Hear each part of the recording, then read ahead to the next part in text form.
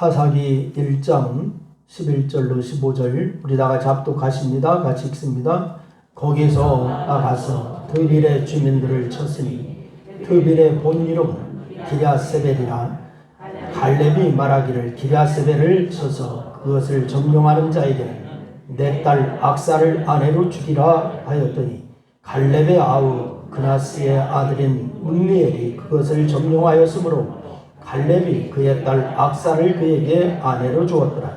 악사가 출가할 때에 그에게 청하여 자기 아버지에게 밭을 구하자 하고 나귀에서 내리매 갈렙이 묻되 내가 무엇을 원하느냐 하니 이르되 내게 복을 주소서 아버지께서 나를 남방으로 보내시니 샘물도 내게 주소서 하매 갈렙이 윗샘과 아랫샘을 그에게 주었더라. 아멘. 할렐루야. 오늘 저는 여러분과 함께 문리알과 악사에 대한 말씀 주제로 중심으로 말씀을 나누려고 합니다. 여러분, 미국의 노먼 빈센트 필 목사님이 계셨습니다. 60년 동안 뛰어난 지혜로 많은 사람에게 희망을 주었습니다. 어느 날 한 중년의 사내가 이 필 목사님을 찾아왔어요. 그래서 이 필 목사님에게 질문을 합니다. 목사님, 평생 밤낮 없이 열심히 일했는데 그동안 이뤄놓은 게 제 사업이 부도가 났습니다. 근데 이제 저는 제 인생의 모든 것을 잃었습니다. 이렇게 얘기를 합니다. 그래서 이 필 목사님이 그에게 종이 한 장을 내밀며 물었습니다. 모든 것을 다 잃어버리셨다고요? 그러면 이 종이에 당신에게 남아있는 것을 적어봅시다. 라고 하면서 종이와 볼펜을 주었습니다. 이제 이 필 목사님이 얘기합니다. 부인은 있습니까? 하니까 예, 불평 없이 묵묵히 뒷발에 찐 훌륭한 아내가 있습니다. 이렇게 얘기했습니다. 그래서 이 필 목사님이 종이에 훌륭한 아내라고 적었어요. 그러고서 또 물었습니다. 자녀들은 있습니까? 라고 물었습니다. 그러니 이 사내가 예, 착하고 귀여운 새 아이가 있습니다. 어려운 중에도 묵묵히 부모에게 순종합니다. 이렇게 얘기해요. 그러니까 이 필 목사님이 다시 착하고 귀여운 새 아이라고 이렇게 적으라고 했습니다. 그래 적었습니다. 또 묻습니다. 친구는 있나요? 라고 물었습니다. 그랬더니 이 사례가 남들이 부러워할 만한 헌신적인 좋은 친구들이 있습니다. 어려울 때 찾아오고 자기들 일처럼 서로 돕는 친구들입니다. 라고 얘기했습니다. 그래서 이 필 목사님이 종이에 헌신적인 친구들이라고 적으라고 했습니다. 그래서 그렇게 적었습니다. 또 묻습니다. 당신의 건강은 어떻습니까? 라고 하면서 물었어요. 그랬더니 건강 하나만은 정말 자신 있습니다. 아주 좋습니다.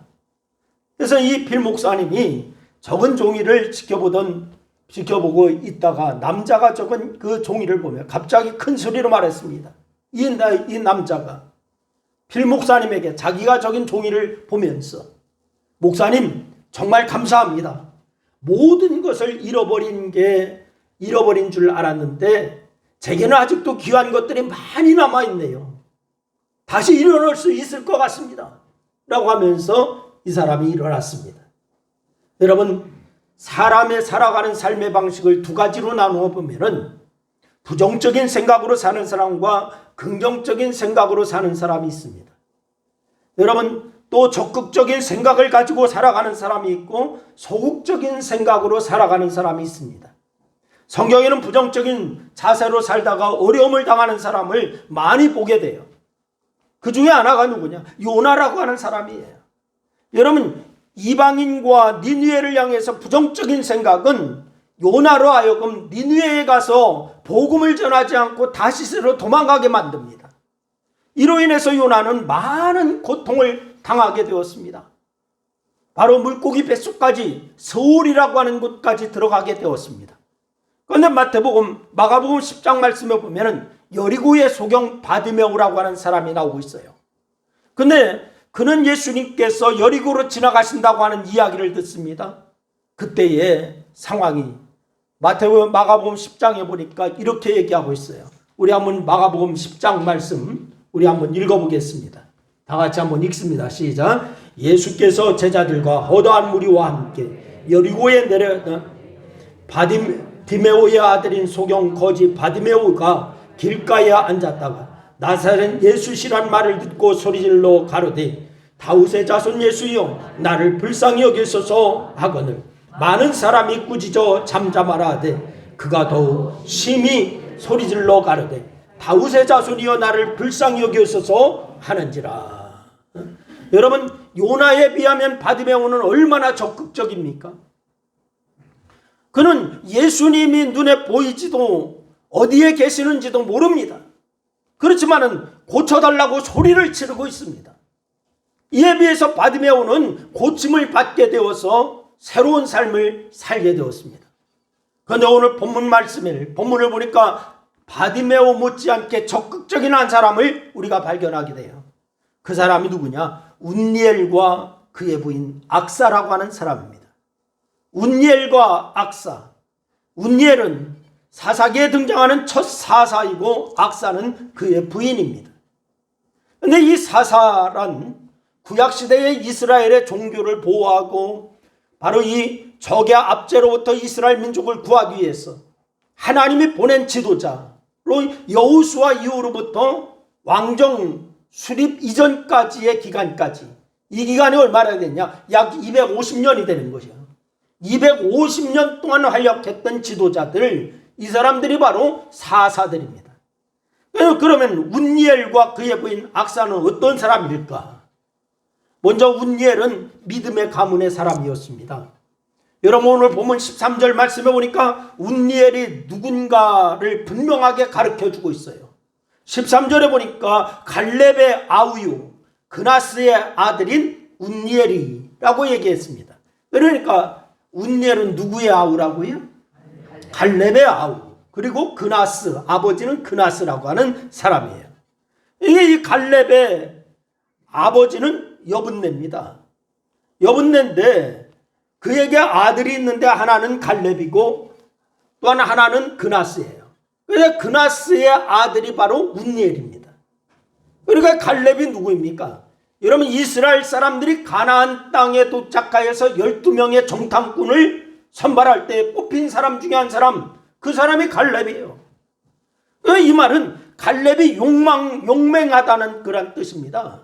용기가 있다라고 하는 뜻입니다. 이후로 헤브론을 차지할 때도 갈렙은 용맹함을 보이지 않습니까? 헤브론을 달라고 합니다. 산지를 줘라. 이 산지를 내게 줘라. 라고 얘기합니다. 그런데 이 용맹도 그의 신앙에 비하면 보잘것이 없어요. 12명의 정탐꾼이 가나안을 40일 동안 탐지하고 돌아와서 보고를 하는데 10명이 보고하는 내용이 민수기 13장 말씀에 나오고 있습니다. 우리 한번 그 보고 내용을 같이 한번 읽어보겠습니다.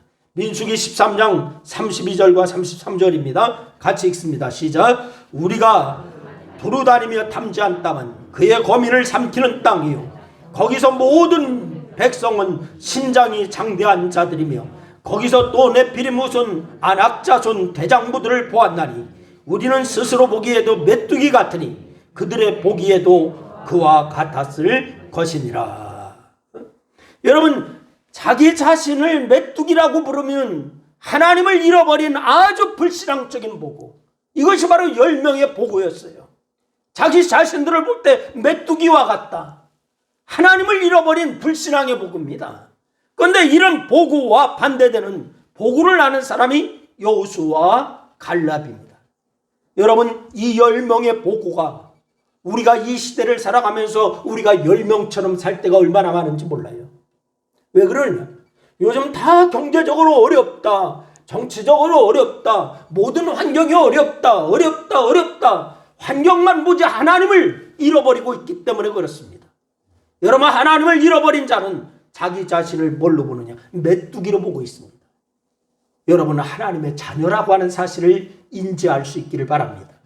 하나님이 나와 함께 하신다라고 하는 사실을 잊지 마시기를 바랍니다. 그런데 여호수아와 갈렙은 뭐라고 하느냐? 민수기 14장에 보니까 그 땅 백성을 두려워하지 말라. 그들은 우리의 밥이니라 라고 말씀하고 있습니다. 왜 이렇게 얘기할 수가 있습니까? 환경을 보지 않고 사람을 보지 않고 하나님을 볼 수가 있었기 때문에 이런 얘기를 할 수가 있는 거예요. 불신앙의 사람은 자신을 메뚜기라고 하는데 신앙의 사람은 적을 밥이라고 부르고 있습니다. 이런 믿음을 가진 사람이 갈렙이에요. 여러분, 일반적으로 어려울 때는 삼촌이나 형들이 무척이나, 우리가 어렸을 때는 삼촌이나 형이 무척이나 크게 보인다고요. 여러분도 한번 보세요. 어렸을 때는 형들이 얼마나 크게 보이는지, 삼촌이 얼마나 크게 보이는지. 그리고 삼촌이나 아버지를 닮아보려고 애를 쓴다고. 어렸을 때는. 그래서 어렸을 때는 더 어른 행세를 하고 싶어하고 막 그러잖아요. 그런데 운니엘이 청소년기를 보낼 때에 이 삼촌인 갈렙은 가히 믿음의 영웅이었습니다. 아마도 이 운니엘이 이런 갈렙을 보면서 자랐기 때문에 운니엘도 갈렙 같은 용기와 믿음을 갖게 되었던 것 같아요. 여러분, 우리가 쓰는 말 가운데 멘토라고 하는 말이 있어요. 멘토라고 하는 말이 있는데 운니엘의 멘토는 누구인가? 갈렙이 아닐까 생각이 들어요. 그러니까 우리가 누구를 멘토로 삼고 누구를 모델로 삼고 나가느냐가 매우 중요한 거예요. 여러분, 우리 주님은 우리에게 마태복음 11장 29절 말씀을 통하여서 말씀하십니다. 우리 한번 다 같이 한번 큰 목소리로 같이 읽습니다. 마태복음 11장 29절 같이 읽습니다. 시작. 나는 마음이 온유하고 겸손하니 나의 멍에를 메고 내게 배우라. 그러면 너희 마음이 쉼을 얻으리니. 할렐루야. 이 사도 바울은 예수님의 그 말씀대로 주님을 본받는 자가 되었어요. 그리고 또 다른 사람에게 말하기를 고린도전서 11장 말씀해 보니까 바울이 뭐라고 하느냐? 내가 그리스도를 본받은 자 된 것 같이 너희도 나를 본받으라 라고 이렇게 얘기하고 있습니다. 믿음의 사람들이 자신이 예수님을 사랑하는 것처럼 그들도 자신처럼 예수님을 사랑하기를 원하였던 사람이 바울이라고 하는 사람이었어요. 예수님이나 사도 바울은 우리에게 좋은 멘토요 모델입니다. 여러분, 우리가 예수님을 그리고 믿음 좋은 사람을 모델로 삼고 닮기를 힘쓰면 어느 순간 우리 주변의 사람들도 다 나를 닮으려고 애쓰게 되는 줄로 믿으시기를 바랍니다. 내가 예수님을 멘토로 삼고 바울을 멘토로 삼고 내가 믿음의 사람이 되었다. 그러면 여러분을 닮고자 하는 사람이 또 있는 거예요. 그러기에 우리 모두는 믿음의 좋은 모델이 되어야 될 줄로 믿으시기를 바랍니다. 부모가 신앙의 모범을 보이면은요, 자녀들은 말없이 부모의 믿음을 본받게 되어 있습니다. 그러니 우리는 좋은 믿음의 모델이 되어야 될 줄로 믿으시기를 바랍니다. 여러분이 다 믿음의 모델이 될 수 있기를 주의 이름으로 축원합니다. 옆 사람에게 한번 얘기해 주세요. 우리 다 믿음의 모델이 됩시다. 시작. 인사하세요. 네, 그렇습니다. 네. 역사가 오래되지 않은 전통이 없는 교회의 어려움 중에 하나가 뭔지 아십니까? 교회가 많이 있는데 교회가 역사가 많이 있는 교회가 있는가 하면 역사가 짧은 교회도 있어요. 그런데 이 전통이 없는, 역사가 오래되지 않은 전통이 없는 교회의 어려움 중에 하나가 뭐냐? 누군가 모델이 되어서 본을 보이는 사람이 없다는 거예요. 목회자가 말하면은 시험거리가 되는데 성도 중에 누군가 모범을 보이면은 사람들이 자연히 그 뒤를 따릅니다. 여러분, 그래서 좀 이상하더라고. 그래서 제가 이상해서 제가 언젠가 시편 23편을 이제 공부하면서 목자와 양에 대해서 책을 읽었어요. 여러분, 양들은 목자가 인도하지만은 실은 양들은 누구를 따라가느냐? 선임양을 따라가요. 선임양을. 그래서 이 목자는 누구만 데리고 가면 되느냐? 선임양만 데리고 가면은 양들은 쭉 따라오게 돼 있어요. 여러분, 그래서 우리 교회 안수 집사님들이 중요합니다. 아멘 안 하시는 거 봐. 안수 집사님들이 중요합니다. 본을 보여야 됩니다. 그래야 성도들이 다 선임양을 따라가는 거예요. 여러분, 목자와 양 연구하다 보니까 그 목자와 양이라고 하는 책도 있어요. 그런데 이 목자는 선임양만 끌고 가면은 양들은 다 따라오는 거예요. 여러분, 그래서 선임양이 중요한 거예요. 모델을 보이는 자가 중요한 거예요. 여러분, 목회자가 말하면 시험거리가 될 때가 있지만은 선임양, 바로 성도들이 말하면은 아, 그런가 봐, 이렇게 하고 따라오는 경우가 있는 거예요. 여러분은 가정에서 좋은 믿음의 모델이 되어보지 않겠습니까? 또한 교회에서도 좋은 모델이 되어보지 않겠습니까? 여러분의 믿음의 모델, 믿음의 본을 보이는 성도가 다 될 수 있기를 주님의 이름으로 축원합니다. 여러분의 가정에 여러분이 본을 보이고 믿음의 본을 보이면은 온 식구가 믿음의 삶을 살게 될 겁니다. 여러분, 교회에서 여러분이 본을 보이면은 또한 다른 성도들이 여러분을 따라서 본을 대는 신앙생활을 하게 될 것입니다. 두 번째는 운니엘은 기럇세벨을 차지하게 됐습니다. 기럇세벨, 드빌이라 불리는 곳으로 이스라엘이 가나안 토지를 취득하기 이전부터 있던 이 성읍입니다. 근데 아낙 사람이 살고 있었어요. 이곳은 헤브론의 서남쪽 20km 지점에 있습니다. 기럇 아르바라고 불리던 헤브론입니다. 그런데 이 갈렙이 기럇세벨이라고 불리던 드빌, 운니엘이 각각 차지했습니다. 그런데 성경 곳곳은 가나안 땅에 키가 크고 힘이 센 족속이 살고 있는데 그들이 바로 누구냐? 아낙 자손이다 라고 이렇게 얘기하고 있습니다. 키가 크고 힘이 센 족속들, 이 아낙 자손은 기럇 아르바와 기럇세벨에 주로 살고 있었어요. 그런데 여호수아서 14장 말씀에 보면은 갈렙이 여호수아에게 산지, 즉 헤브론 지역, 이것이 헤브론이 어디냐면 기럇 아르바라고 하는 지역입니다. 그러니까 이 헤브론 지역, 갈렙이 그곳을 달라고 했어요. 분깃으로 달라, 땅 나눌 때에 그곳을 달라고 해서 헤브론, 기럇 아르바이라고 하는 곳을 차지하게 되었습니다. 그리고 강대한 아낙 자손이 살고 있어요. 그 땅을 정복하는데 그때 갈렙의 나이가 몇 살이냐? 85살입니다. 몇 살이라고요? 85살. 그런데 이상한 것은 갈렙이 기럇 아르바를 정복하고 나서 기럇세벨은 차지하지 않았어요. 기럇 아르바, 이곳은 갈렙 차지하고 기럇세벨이 남아 있습니다. 그리고는 말합니다. 사사기 1장 12절 말씀, 오늘 본문 말씀입니다. 우리 한번 읽어봅니다. 다 같이 한번 읽습니다. 시작. 기럇세벨을 쳐서 그것을 취하는 자에게는 내 딸 악사를 아내로 주리라 하였더니, 그것을 기럇세벨을 남아놓고서 그곳을 쳐서 차지하는 자는 딸을 주겠다, 이렇게 얘기를 하고 있어요. 왜 갈렙은 기럇 아르바를 복속시키고는 기럇세벨은 차지하지 않고 이런 제안을 하고 있는 걸까요? 아니, 그때 그냥 다 차지해버리지, 왜 그곳만 남겨놓고 그곳을 점령하는 자는 딸을 주겠다라고 하는가? 여호수아서 15장 14절 이후에 보니까요, 갈렙이 기럇 아르바를 치고 다시 기럇세벨을 공격하려고 하니까 너무 힘이 드는 거예요. 그래서 말합니다. 기럇세벨을 쳐서 빼앗는 사람이 있다면 나의 사위로 삼겠다, 이렇게 얘기를 하고 있어요. 이때 이 말을 듣고 나선 사람이 누구냐? 운니엘이라고 하는 사람이에요. 그래서 운니엘은 삼촌이던 갈렙의 청년 시절과 같은 사람입니다. 왜 어려서부터 누구를 보고서 모델로 삼고 커왔어요?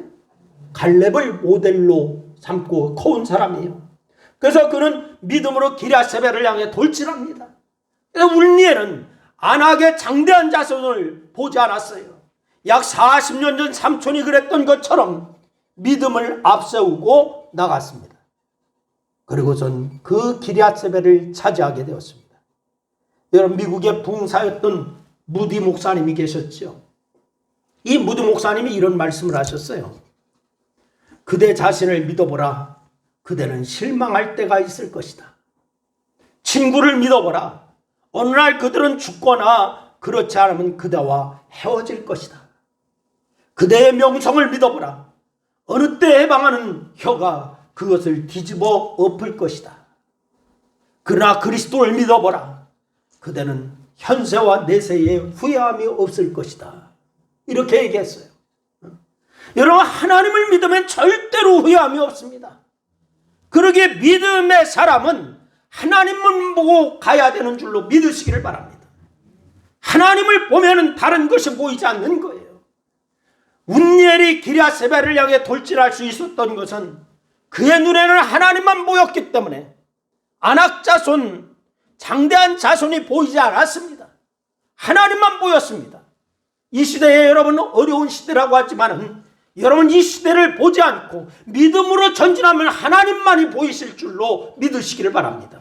그럼 그 하나님이 여러분과 저를 도와주실 거예요. 미국의 존 맥스웰 목사님이 목회하던 시절의 이야기입니다. 이 존 맥스웰 목사님이 그는 사냥꾼으로 유명한 교우와 함께 한 100리쯤 떨어진 고속도로를 갈 기회가 여러 번 있었다고 그래요. 사냥꾼으로 유명한 교우입니다. 그와 함께 차를 타고 고속도로를 달리는데 한 100리쯤 떨어진 곳을 갈 기회가 여러 번 있었는데, 그리고 저는 그때마다 그 교우의 특별한 면을 발견하고 놀랐다는 거예요. 사냥을 전문으로 하고 아주 유명한 사람이에요. 근데 이 교우가 같이 한 100리쯤 떨어진 고속도로를 달리는데 그 교우가 목사님에게 얘기하는 거예요. 목사님, 저기 다람쥐가 있네요. 그러나 이 맥스웰 목사님에게는 보이지 않았어요. 또 한참 가다가 목사님, 저기 보십시오. 오리가 2마리 있습니다. 얘기하는 거예요. 이 맥스웰 목사님에게는 여전히 보이지 않습니다. 또 이 교우가 한참을 가다가 목사님, 저기 보세요. 사슴이 있습니다. 토끼가 나타났습니다. 멧돼지가 나타났습니다. 이게 맥스웰 목사님에게는 보이지 않았어요. 목적지에 이르기까지 사냥꾼 교우는 수십 마리의 짐승을 봤습니다. 그러나 같은 차를 타고 가면서 사냥꾼은 쉽게 보는 것을 맥스웰 목사님은 전혀 보지를 못했어요. 그가 본 것은 오직 뭐만 봤냐? 고속도로만 봤어요. 서로 생각하는 것이 달랐습니다. 바라보는 것이 따라서 다르게 이야기를 하는 거예요. 여러분, 여호수아와 갈렙 두 사람이 본 것은 10사람의 정탐꾼은 보지를 못했습니다. 신앙인은 믿음의 눈을 가진 사람들이에요. 여러분 다 믿음의 눈을 가진 성도인 줄로 믿습니다. 운니엘이 바로 그런 사람이었습니다. 과거의 삼촌 갈렙이 하나님만 보았듯이 운니엘도 하나님만 의지하고 달려나가서 아낙 자손의 땅 기럇세벨을 차지하게 되었습니다. 저는 우리 교우들이 이런 믿음의 사람들이 되기를 주님의 이름으로 축복합니다. 환경보다 하나님을, 물질보다 하나님을, 조건보다 하나님을 바라보면서 나가는 성도가 되기를 주님의 이름으로 축원합니다. 세 번째는 운니엘 아내 악사의 적극성을 보아야 됩니다. 여러분, 갈렙이 길앗세벨을 쳐서 빼앗은 사람에게는 자기의 딸을 주어서 사위로 삼겠다라고 하는 말을 듣고는 운니엘이 그 땅을 빼앗자 갈렙은 약속대로 그 딸 악사를 운니엘에게 시집을 보내요. 그런데 오늘 보면 14절과 15절 말씀을 보니까 이렇게 얘기해요. 우리 한번 14절 15절 말씀 같이 한번 읽겠습니다. 14절 15절 같이 보시기 바랍니다. 같이 읽습니다. 시작. 악사가 출가할 때에 그에게 청하여 자기 아비에게 밭을 구하자 하고 나귀에게 내리매 갈렙이 묻되 내가 무엇을 원하느냐? 가로되 내게 복을 주소서. 아버지께서 나를 남방으로 보내시니 샘물도 내게 주소서 하며 갈렙이 웃샘과 아랫샘을 그에게 주었더라. 아멘. 여러분, 남방인 드빌로 시집가는 악사는 우선 아버지 갈렙에게 복을 달라고 얘기합니다. 이 복은 히브리어로 베레카 이렇게 얘기합니다. 그런데 사실 복이라고 하는 말은 상당히 추상적인 말이에요. 추상적입니다, 이게. 그래서 악사는 아버지께 복을 구한 후에 두 가지를 더 구하는데 하나는 밭을 구해요. 그리고 또 하나는 샘을 구합니다. 샘물, 이 샘물은 물과 이제 샘의 합성어, 이게 샘물 그렇게 되어 있는데 히브리어는 꿀루토마임 이렇게 얘기하거든요. 근데 마임과 샘 이것이 합성어 꿀루토마임 이렇게 돼요. 그런데 하나의 샘물보다는 물이 풍부한 여러 개의 샘 이것을 얘기할 때 그렇게 얘기하는 거예요. 그러니까 저수지를 의미하는 거예요. 저수지. 조그마한 샘 하나 주세요. 이게 아니라 저수지를 구하는 거예요. 사막 지역인 남방 땅에서 물의 수원지를 갖는다고 하는 거 아주 중요한 일입니다.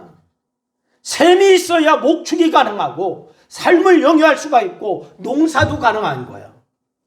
그런데 악사는 운니엘이 그 적극적인 삶의 태도를 고스란히 가진 여인, 이 여인이 악사입니다. 복을 구하되 적극적이고 구체적인 복을 구하는 여인이었어요. 잠언서 14장 1절 말씀해 보니까 무릇 지혜로운 여인은 그 집을 세우되 미련한 여인은 자기 손으로 그것을 허느니라 이렇게 말씀하고 있습니다. 이 말씀대로 올 때 악사는 집을 세우는 여인이었습니다.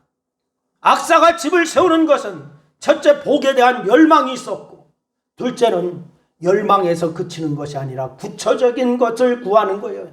구체적인 것. 그래서 그는 진실로 지혜로운 여인이었습니다. 여러분 이 운니엘과 악사 적극적이고 하나님을 바라보는 믿음으로 이들은 자기들의 집을 세울 뿐만이 아니라 하나님의 놀라운 역사를 이루는 사람들이 되었어요. 여러분 헨리 포드라고 하는 사람 여러분들이 많이 들었을 겁니다. 자동차의 왕이라고 하지요. 근데 이 헨리 포드의 부인 이야기입니다. 포드가 자동차가 뭔지 자동차가 뭔가 이것을 만든다는 거예요. 자동차라고 하는 것을 전혀 생각지 못했던 그런 시대에 자동차를 만든다는 거예요. 그러면서 있는 거 다 팔아먹었습니다. 있는 거 없는 거 다 팔아먹었어요. 마지막으로 집 하나 남았을 때에 남편인 헨리 포드가 자기 부인에게 와서 말합니다. 여보 미안하지만 집을 처분합시다. 이렇게 얘기를 해요. 여러분 같으면 예 그렇게 하세요 이렇게 할 거예요. 예? 그 엉뚱한 소리 하지 말라고 할 거예요. 전자요 후자요? 후자? 근데 이 헨리 포드의 부인이 뭐라고 하냐. 마지막 집까지 팔아치우고 부끄러워서 이 동네에서 어떻게 살아요. 이사를 간다면 할게요. 이렇게 얘기했어. 마지막 남은 거 집 한 채 있는데 다 팔아치우고 있는 거 없는 거 다 팔아치웠는데 자동차인가 뭔가 연구한다고 다 팔아치웠는데 이제 집 하나 남았는데 이것까지 팔아치우자니 그러면은 이 집 파는 건 허락할 테니까 이사 가면은 할게요. 이렇게 얘기했어요. 그래서 집을 팔아가지고서 이사를 갔어요. 어디로 갔느냐? 디트로이트라고 하는 곳으로 가게 되었습니다. 그러니까 이 헨리 포드가 자동차 공업을 일으켜 세운 디트로이트가 일약 세계적 공업 도시가 되었잖아요. 이 도시에 있는 헨리 포드 기념관에는 포드 부부의 초상화가 있습니다. 그런데 이 남편 헨리 포드의 초상화 밑에는 더 드림이라고 써 있습니다. 이게 뭐냐? 이 꿈꾸는 자라고 하는 말이에요. 그리고서 부인의 초상화 밑에는 더 빌리버라고 이렇게 써 있습니다. 뭐라고? 믿어준 사람이라고 써 있습니다. 누구를 믿어줬다는 거예요? 끝까지? 남편을 믿어줬다는 거예요. 응? 그런 글귀가 써 있어요. 악사나 포도 부인이나 적극적인 여인이었어요. 여러분 그렇습니다. 복을 구함도 일도 적극적인 사람이 이루는 법이에요. 우리의 기도도 마찬가지예요. 적극적인 기도가 응답을 받는 줄로 믿으시기를 바랍니다. 신앙생활도 적극적인 신앙생활이 역사를 만들어내고 기적을 만들어내는 거예요.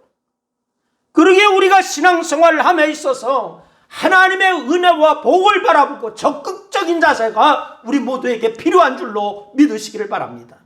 소극적인 자세, 불순종의 자세보다는 하나님의 약속들을 아멘으로 믿고 달려가는 자세가 여러분과 저에게 필요한 줄로 믿으시기를 바랍니다. 그렇다면 지금까지 여러분의 자세는 어떠했습니까? 운니엘과 악사는 신앙과 삶에 있어서 적극적인 사람이었습니다. 목표 없는 적극성이 아니라 목표가 있고 분명한 소명이 있는 일에 적극적인 사람이었습니다. 저는 우리 모든 교우들이 하나님의 약속과 복과 은혜를 바라보면서 적극적으로 달려가기를 주의 이름으로 부탁을 드립니다. 그래서 운니엘과 악사와 같은 기업을 받고 가문을 이루고 복을 이루는 그러한 삶을 살기를 주님의 이름으로 축복합니다. 기도하겠습니다. 우리의 말씀을 생각하면서 한 2분 동안 함께 기도하십니다. 기도합니다. 아버지 하나님, 은혜와 사랑을 고맙고 감사합니다. 오늘도 주께서 우리에게 말씀 주셔서 감사합니다. 우리가 아버지 믿음으로 주님 바라보게 하시고 온전히 아버지 믿음으로 아버지의 승리하는 그러한 역사를 이루기에 부족함이 없는 저희들이 되게 하여 주옵소서. 오늘 운니엘과 악사에 대해서 말씀을 같이 나누었습니다. 하나님 믿음의 사람이었습니다. 적극적이었습니다. 하나님만 바라보았습니다. 환경 바라보지 않았습니다.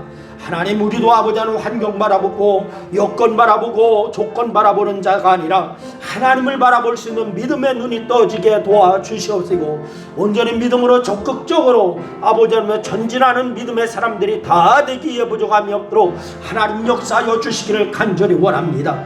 오늘 이 시간 주께서 아버지 하나님 우리에게 말씀 주셨는데 이 말씀이 땅에 떨어지는 말씀이 아니라 우리의 신비에 새겨 아버지 하나님의 갈렙처럼 또한 아버지 하나님이여 이제 운니엘처럼 적극적으로 주님을 아버지 하나님 믿고 따르며 순종하며 우리의 믿음을 행함으로 아버지 하나님 앞에 보여지는 역사가 있기에 부족함이 없는 모든 성도들이 되게 도와주시고 그 결과 아버지 하나님이 주시는 축복 가운데 승리하는 그러한 역사가 넘쳐날 수 있도록 하나님 도와주시옵소서. 오늘도 주께서 놀라운 복과 은혜로 함께 하심을 감사합니다. 영광받아 주옵소서. 예수님의 이름으로 기도드리옵나이다. 아멘.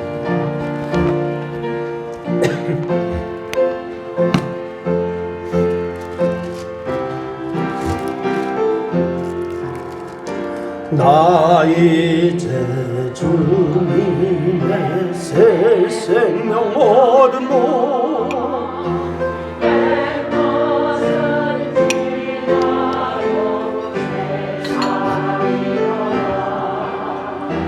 그 생명 내 맘에 강같이 흐르고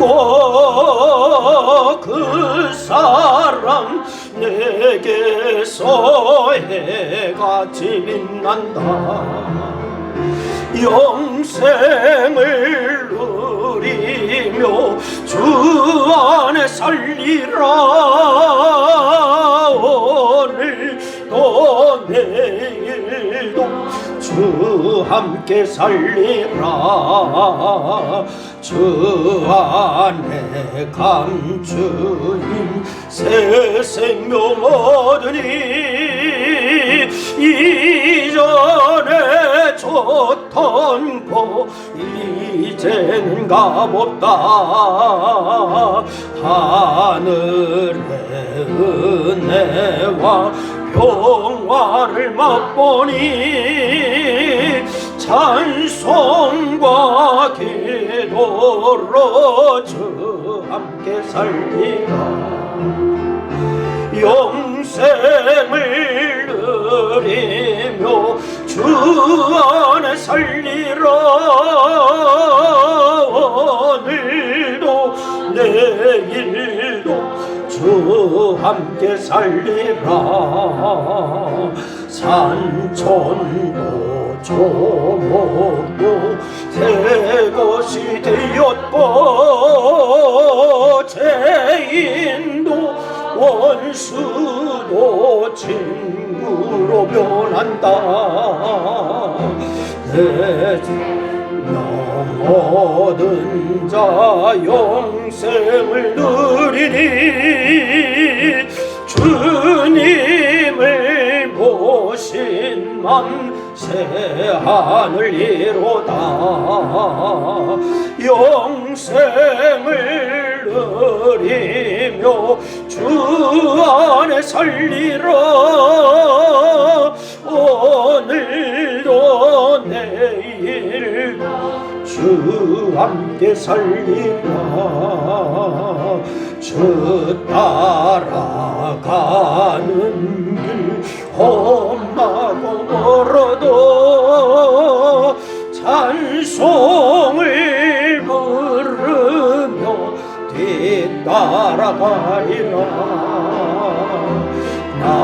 주를 모시고 영원히 살리라.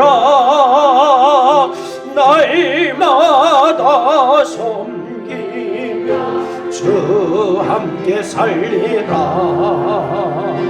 영생을 누리며 주 안에 살리라. 오늘과 내일 주 함께 살리라. 아멘. 지금은 십자가를 지시기까지 하늘 백성을 사랑하신 우리 주 예수 그리스도의 은혜와 사랑하는 성도들이 미끄러져 실족하지 않게 붙들어 주시는 하나님 아버지의 사랑하심과 성령님의 감동, 감화, 역사, 치유, 교통하심이 변함없이 하나님 나라와 의를 확장하는 사랑의 사도 되기를 원하고, 오늘 운니엘과 악사처럼 적극적인 신앙을 갖고 하나님만 바라보며 전진하기를 소원하는 사랑하는 성도들 무리 위에 저들의 가정과 직장과 사업과 이 나라와 민족 위에 교회 위에 이제로부터 영원토록 함께하옵시기를 축원하옵나이다. 아멘.